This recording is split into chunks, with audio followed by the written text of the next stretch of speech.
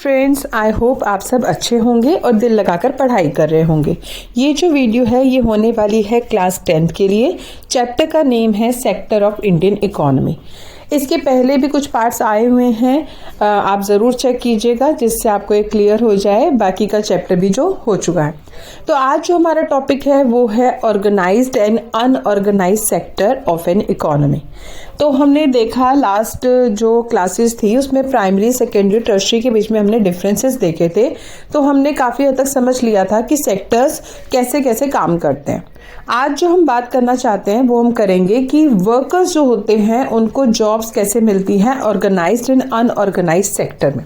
तो organise sector जैसे कि नाम से ही पता चल रहा है कि वो सेक्टर जहाँ पर सारी चीज़ें, सारी एक्टिविटीज़, हर चीज़ जो भी होती है वो वेल ऑर्गेनाइज्ड मैनर में होती है और अनऑर्गेनाइज्ड में अनऑर्गेनाइज्ड तरीके से होती है। Take an example of an office. अगर आपको कहीं ऑफिस में या किसी कंपनी में जॉब मिलती है तो आपको उससे पहले वहाँ पर इंटरव्यू देना होता है। प्रॉपर वो आपको अपॉइंटमेंट लेटर देते हैं जिसमें सारी की सारी चीज़ें लिखी होती हैं कि आपको कितनी छुट्टियाँ गिवन होंगी और छुट्टियां पेड होंगी कि नहीं, या जितनी भी और चीज़ें जॉब से रेलेवेंट हैं जो कि बताना ज़रूरी है एक एम्प्लॉय को, वो सारी चीज़ें उसमें मेंशन होती हैं। तो इसका मतलब हर चीज़ जो कि पेपर में लिखित रूप में गिवन है आपको, जब आप जॉब कर रहे हो उससे पहले आपको पता है कि आपके साथ क्या क्या होने वाला है, क्या क्या आपको पैसे मिलने वाले हैं, कहाँ कटने वाले हैं, ईच एंड एवरीथिंग। तो ये जो सारी लीगल चीज़ें हैं ये सब होती हैं ऑर्गेनाइज सेक्टर में। अब दूसरा पार्ट जो है वो है अनऑर्गेनाइज सेक्टर। उसके लिए हम एग्जांपल ले सकते हैं, हमारे घर के आसपास जो छोटी मोटी कुछ दुकानें होती हैं या फिर हमारे घर की मेड्स होती हैं जो कि अनऑर्गेनाइज सेक्टर में काम करती हैं। लाइक कि हमको उनको अपॉइंटमेंट लेटर नहीं देते, हमारी बस प्रायर ओरली बात होती है कि इतनी छुट्टियां मिलेंगी, इतना पैसा हम देंगे, लेकिन कुछ लिखित में चीज़ नहीं होती। अगर मान लो कि मैंने अपनी मेड को या दुकान के सर्वेंट को मैंने बोल दिया कि मैं 5,000 रुपये आपको मंथली पे करूंगी और एट द एंड मैंने बोला कि नहीं, मैं आपको नहीं पे कर रही क्योंकि आपने अच्छे से काम नहीं किया, तो वो मुझे कहाँ तक ही स्यू करेंगे। उनके पास कोई लीगल चीज़ ही नहीं है, कोई प्रूफ ही नहीं है उनके पास, या फिर बहुत सारी चीज़ें ऐसी कि जिसमें कुछ लीगली वो कुछ कर नहीं सकते, उनके पास कुछ पेपर में रिटर्न नहीं है। तो ये सब आ जाते हैं अनऑर्गेनाइज सेक्टर में। अब एक सेक्टर के लिए ऑर्गेनाइज सेक्टर और अनऑर्गेनाइज सेक्टर दोनों ही रिक्वायर्ड होते हैं, क्योंकि ज़रूरी नहीं है कि हर बार ऑर्गेनाइज सेक्टर में ही जॉब मिले। अब कई बार जो वर्कर्स हैं वो इतने पढ़े लिखे ही नहीं हैं कि वो ऑर्गेनाइज सेक्टर में जाएं, तो उनको तो जो जॉब मिलेगी वो उसी में कर लेंगे। अब ऑर्गेनाइज सेक्टर में मान लो कि एक जॉब है, एक HR की जॉब है जो 50,000 या 60,000 की रेंज में जाती है, पर उसके लिए इतनी नॉलेज भी होनी चाहिए। बट अगर एक पर्सन है जिसके पास कोई नॉलेज ही नहीं है, वो सिर्फ फिजिकली कुछ काम कर सकता है, तो उसको कोई कंपनी क्यों पे करेगी 50-60,000 जब उसमें स्किल ही नहीं है। तो ये डिफरेंसेस हैं। और डिफरेंसेस और भी अगर हम देखें तो ये होता है कि ऑर्गेनाइज सेक्टर में अच्छे पैसे मिलते हैं, अच्छी एक इनकम होती है, बट अनऑर्गेनाइज सेक्टर में ऑल्दो बहुत फिजिकल लेबर है बट उतने अच्छे पैसे नहीं मिलते। अब क्वेश्चन कैसा आ सकता है? क्वेश्चन आ सकता है मे बी वो आपको किसी एक को इलैबोरेट करने के लिए दे सकते हैं, या डिफरेंस आ सकता है।